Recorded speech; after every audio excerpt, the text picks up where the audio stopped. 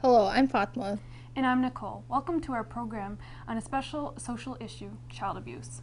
Recently and locally, a national story was broadcast about the 10-year-old death of a Somali boy named Abdifatah Mohamud. He was domestically abused by his stepfather, which later led to his tragic death. Welcome to Olive Branch.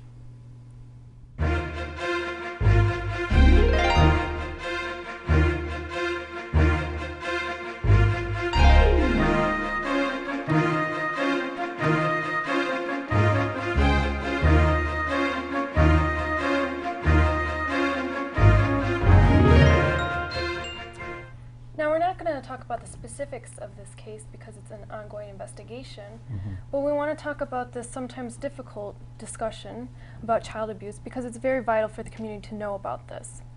And today, to start this discussion, we have three guests joining us. Imam Yayhe Omar, Executive Director of HEAL International, Robert Deisz, Administrative Director of Child Protective Services, and Judith Olin, Director of the Child Advocacy Center and Child and Adolescent Treatment Services. So once again, thank you all for being here. Thank you. Yep. So I'm sure you're going to give us a lot of information today. And so the most basic question we're going to start off with, what is child abuse? And if we can give an example of what that is. An abused child is a child whose parent or custodian, the person taking care of them, their caretaker, inflicts a serious physical injury or places them at risk of a serious physical injury, or commits sexual abuse against that child. That would be an abused child. Okay. And would you like to give an example? I know you kind of explained that in the definition. Sure. An example of an abused child might be an infant whose parent shook them and caused a very serious injury to their head, or a parent who struck an infant and caused a serious internal injury or broke a bone. That would be an instance of abuse. Okay. Ms. Olin, would you like to add to that? Or? Well, with respect to sexual abuse cases, which is what our program deals with mostly, you're looking at children who are under the age of 17 who are being subjected to sexual contact by adults. And when a child is younger than 17, they cannot legally consent to sexual activity. Most of the time, unfortunately, we see children being sexually abused by people who they know, including family members. That's most common in sexual abuse cases of children. Yeah. And do you guys know any statistics of child abuse in Erie County itself? Like, how do we? Sure. On a yearly basis, we receive around between 11 and 12,000 reports. We're currently running at about 1,000 reports a month. And is that high, or like what's the average for across the U.S.? Well, it's kind of hard to say that because it's typically, these programs are administered by jurisdictions like counties. Okay. Every county is so different it's all in terms different, of size, right? yeah. Okay. But in terms of the incidents per 1,000, it's pretty common. Is there any speculation on what's unreported, or do we think is it a big issue in the community, or how should one look towards child abuse? Is it rampant, or is it? Well, I wouldn't characterize it as rampant, but What national research tells us is that on a national level, child abuse is declining, but it hasn't declined at the same rate here in our community in Erie County. Is there a reason for that specifically, or it's just kind of hard to say? There are different risk factors that people see with respect to a child being abused. There are different risk factors. Poverty is a risk factor. Young parents who don't have experience raising children, that's a risk factor. Substance abuse, mental illness. There are many risk factors that create a higher risk that a child will be abused. Yeah, that's very interesting. And Imam Yayhe, can you kind of explain, some about, you did have a panel a while back, and you introduced to the Somali community. If you just want to talk about how it relates to the Somali community. By the way, mostly we work with the families and with the parents and with the kids. We meet with a lot of kids also. We interrogate them, and the parents also. But the thing is that some of people, they might think that, as we know that, and everybody know that having kids, it is a gift given by God. Right, means the most valuable thing that we have. But but the way that people are taking care of it, it is different from one another. Okay. The issue, especially when some of them, they don't know why they have the kids and how they can take care of that. And mostly when we look at the issue nowadays here, especially among the refugee people, and we can say that it is totally like cultural, Somali cultural, how to deal with the kids.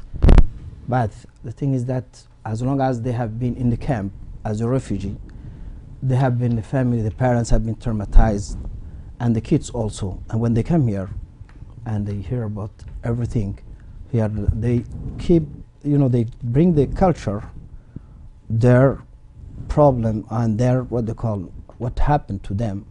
And when they come here, they start, you know, start having a problem with the kids. Is there any way, if you don't feel comfortable, please don't answer, but is there an example you can give of something that's, you know, in the Somali community that they don't know is child abuse and that they need to be educated about? Well, the issue that they need to be educated is, you know, the thing is that even though to discipline the kids, it is here also it is, you know, open, they can say that they can discipline the kids, but they know the way that they discipline the kids is totally different than the way that we need to, you know, according to the system.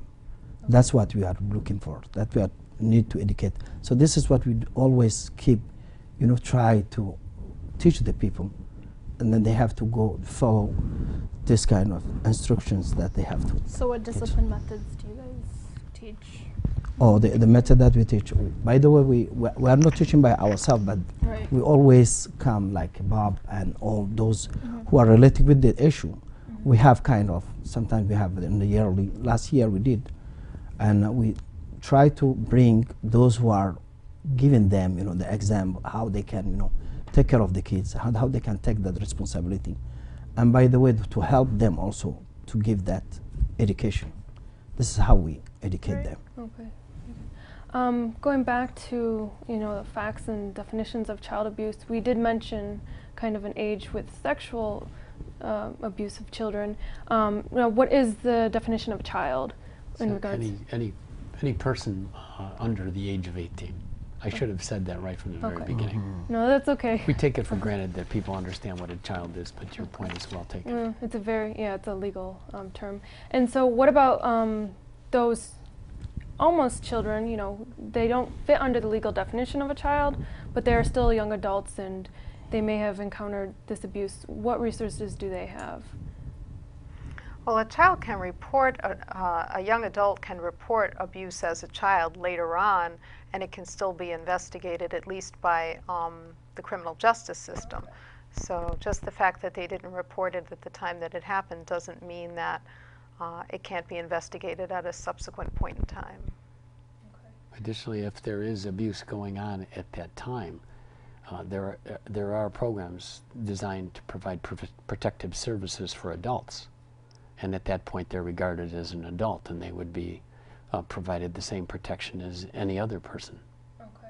Now, what are some symptoms of child abuse that, you know, if you're an educator or a friend or something that you can, you know, look out for? I mean, I'm sure it's kind of like a broad question, but if there's some certain symptoms that really, you know. Well, one of the doctors that works with us basically says, you can't bruise until you cruise. So a child who isn't walking yet and who has bruises, right. Visible bruises, that would be highly, highly suspicious. We also, there's certain parts of your body where we expect to see bruises on kids, places where you would normally get a bruise just from your normal play activities, your shins, your elbows, your arms. But if you start seeing, you know, serious bruising to the trunk of the body or in the abdomen area or even on the back or the buttocks, then you got to begin to wonder, you know, how is that happening? And the biggest thing is, what kind of an explanation are you getting from the parent or somebody else? Or if the child is hesitant in explaining how they got those bruises, or they change their story. We see that all the time, where kids say one thing and then you ask a question because it doesn't quite sound right, and then they tell you another story. That must be very challenging. Sure. The other kind is neglect, which is even more pervasive. So if you see a child who's hungry all the time, who's dirty, who isn't being sent to school on a regular basis, who has a medical condition that's being left untreated, these are all signs of neglect, and they're also very, very serious and need to be reported and addressed. Okay. So if I'm a neighbor and I think I'm witnessing, my next door neighbor, their child is being abused, what action should I take? Should I document it? Should I call the police right away? What should I do? If it's a situation where there is a child in danger right at this moment, the first call is to the police, always, because we need to act to keep the child safe immediately. Our agencies are not police agencies, they're social services agencies. They're designed to help people overcome challenges and problems. So then the next step would be to report it. I just wanted to stop you because if you could just give an example of, if you endanger a child, like if it's an immediate endangering position. If you see a small child unattended without adult supervision, and clearly the child is in danger at that point. They could be playing outside in near heavy traffic without anybody attending to them. That happens kind of frequently. The police come across kids who are out wandering around. A little child left alone inside of an apartment. It doesn't seem like it can be all that dangerous, but it can be extremely dangerous because little kids get into all kinds of things. So that's something that you should call the police if you see something like that. Sure, or if you see a child being injured right then and there, Yep. Okay. assaulted. Yeah. I'm sorry I interrupted. And No, then that's the second okay. part you're making about maybe not as an immediate danger. Then the second thing would be to pick up the phone, and there's a 24-hour hotline available in New York State. It's called the State Central Registry. It's available 24 hours a day, 7 days a week, 365 days a year. It's in the phone book, and it's been widely publicized. The number is 1-800-342-3720. And there's somebody there all the time to take those calls, and there are also supervisors on duty all the time in the event that somebody tries to report something and it's not registered, and the person wants to talk to somebody about why it's not being accepted as a report. They have a responsibility to screen those calls to make sure that what they're hearing is in fact an instance of abuse or neglect. Okay. Well, that kind of led into maybe another question. What if you're not sure? Maybe Judith, if you want to answer that, if it's child abuse. You can always call the 1-800 number. As Bob said, there's always somebody there. If you're not sure, but you have a reasonable suspicion that abuse or neglect is occurring, you should make the call. And your identity is held confidential. So if somebody is worried that they don't want to get the neighbor mad at them, or that somebody will take retribution against them for making the call, their identity will remain confidential. Okay. Well, thank you for answering those questions. We're going to take a short break right now, and we'll be back.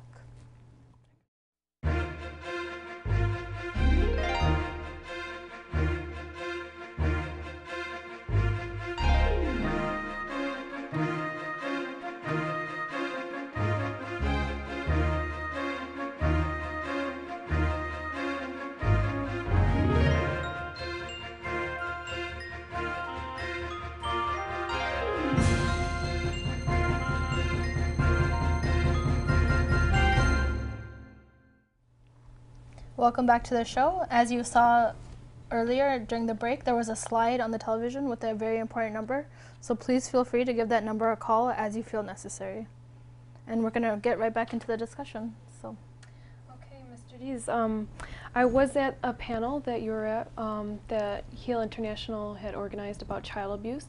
And during that, there's an interesting conversation, just the perception from the community that CPS or Child Protective Services kind of can take away and steal your children.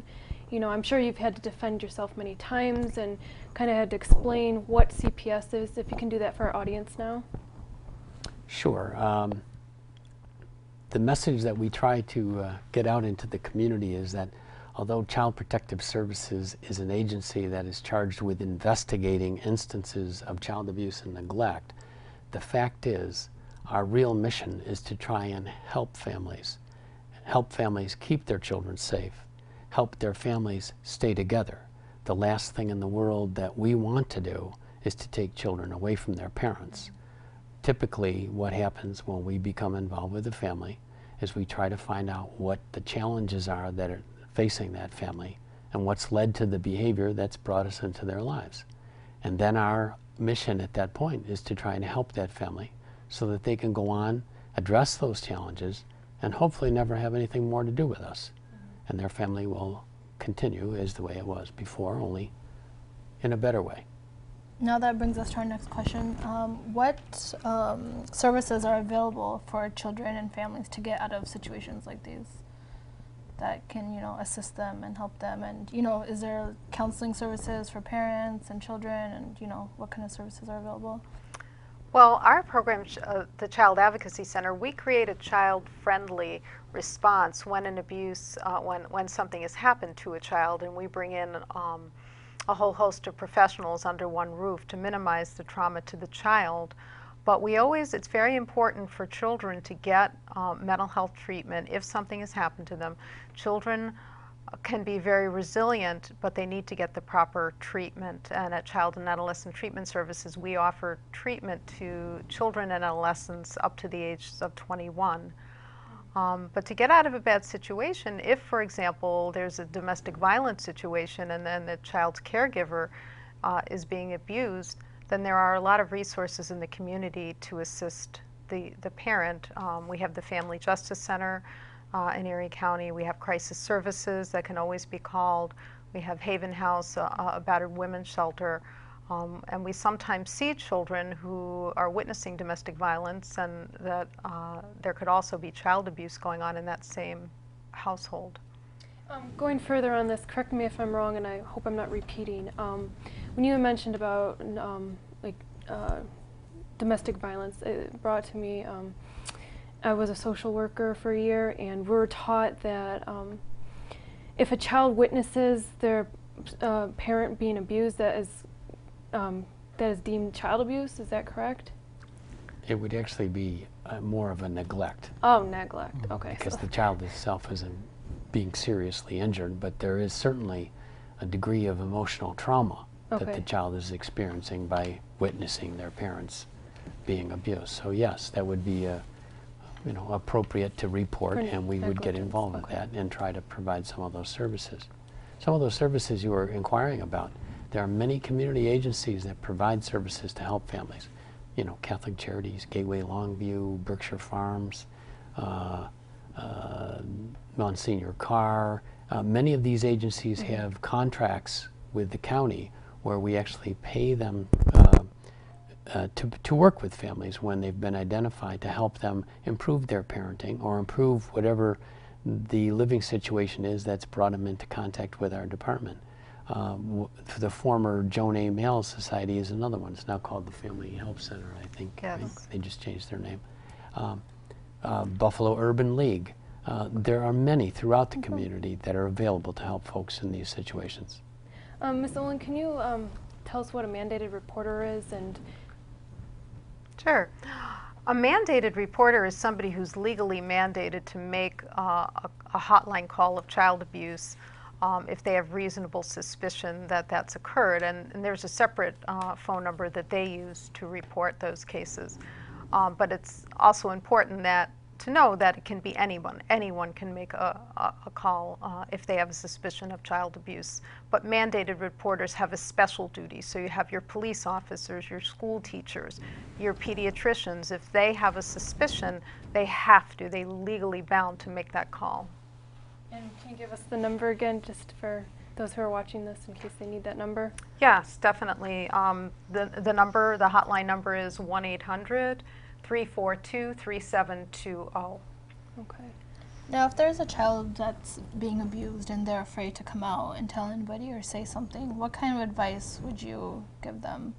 I mean, I'm sure you guys see that a lot where, it's a parent, but you just don't, the child's too afraid to say anything. What's the advice that you guys give them, or, how do you console them? To tell a trusted adult, whether it's a teacher, a counselor in the school, whether it's even a family friend, someone in their church, a parent of a friend, to find an adult who they trust and who they can confide in, because very often children don't report if they're being abused because they're afraid. And it's critical that they do so that help can be made available. And I guess Imam Yayhe will transition a little bit more to back to the Somali community. And if you just want to talk about what you're talking about during the break about education and how you've tried to advance that with HEAL. Yeah. There's two sides of educations. One, people, they want to get the educations to know what is it, how the system functions. And the other thing is that when they need help, the issue that we always try to give kind of education that to prevent them to be into trouble. So before they get into problem, precautions. That's what we work on it. And then the other thing is sometimes they might look, you see, that the way that if they are in trouble, they always just call us when they are, in trouble. So this is what we need. We want them before that to at least, learn the precautions so how they can be prevented of getting into trouble. So, by the way, we work two ways. We get those who are the Deisz and then child protection. We come and educate them, bring them, give them kind of orientation that they can learn about how they can be, they can stop themselves, to get into problem. And then at the end, then how they can discipline. If they want to discipline, also how they can discipline the kids. They can teach the kids, they can educate the kids, and then they sometimes the kids also learn something. Or sometimes you might see that in one way or the other. You see that one time the father and the parents are in trouble because of the kids. They don't listen to them, and then they scare. So that those people they always come to us and say that, okay, we brought here the kids just to feed them, and then to give them a good clothes, and then to send them to school. So what about our respect and all this stuff?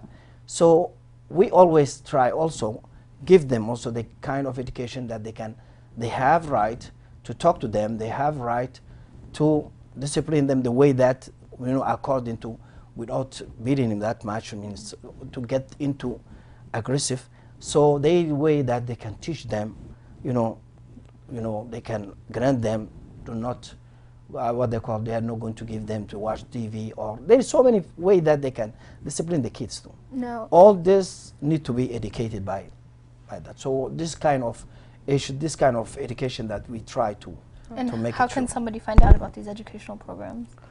We try to invite them to that. Okay. We Can they try go to to invite do you have a website or phone Yes, number they we can have call? we have our website, and then we sometimes get the time from those who have this kind of education. They can train them, and we have also now at this time we have foster care program, parents foster care programs, and educating so many people, so many Muslims, or those people, because always they complain about when they take the kids, they take them to another place. And there's so many, means before to get to those, what they call, those means blaming the people. We tell the people that come learn something that can, make you in the good conditions. Yeah, well, hopefully you'll continue to have those great panels, where it's an invitation for the whole community to come and ask, all these educated people all these questions so they can learn. So that's really great that HEAL's doing that. Now, how can we and our viewers watching help support these child abuse prevention services? We are working on the education first, means educating the people and having them, giving them class, having parent what they call foster care parents, and having classes also there too that can educate them through this. So you work with other organizations? Yes, too? we work Okay. with the Spread that information out yeah, to your we work with the other organizations. There is many organizations that we work with them. And Ms. Olin? Well, I think also in order to help children, we have to believe them. Okay. And if a child is telling us that someone's hurt them or something has happened to them, we have to believe them. We have to take that seriously and take the next step, whatever that is, whether it's calling the hotline, trying to investigate a little bit and see what's going on, but believe the child, because children usually don't make up these kinds of allegations when they're happening. It's usually something that's really happening in the child's life. That's very good advice. And Mr. Deisz, would you like to add anything to that? Sure. I can't help but think as I listen to all of this, and it occurs to me frequently, that fundamentally all of us have a role to play. And government programs and community programs can do a great deal. And that's how we're all employed. Obviously, we value that. However, one of the risk factors for children being abused and neglected, as Ms. Olin was referring to before, one of those risk factors is social isolation. That means there are lots of people out in the community that don't have a connection with some other caring adult or some other family member who's there to help them when they're stressed or help them when they find themselves in a particularly challenging situation. And that's where the entire community can always help children by helping families. Each and every community needs to have centers where people can go. They need to have institutions like churches and mosques that they can reach out to. We need to have community organizations where people actually care. And on an individual level, instead of looking askance at our neighbor, we might offer some help if we see our neighbor struggling to deal with their children. We've all seen the parent in the supermarket with the child who is totally out of control. And you'll see people turn away and walk away. But another alternative is to walk up to the person and say, geez, it looks like you're having a hard time. Is there anything I could do to maybe help you out? Okay. Well, thank you so much. Thank you, Imam Yayhe, Mr. Deisz, and Ms. Olin for joining us today. You shared so much great information for our viewers today. Yeah, and we'll be putting up slides and phone numbers throughout the television show for our viewers also to see. So if you guys are interested in watching any of our other shows, please head to our website at WesternNewYorkMuslims.org or find us on YouTube under Olive Branch, Western New York. And once again, thank you for joining us.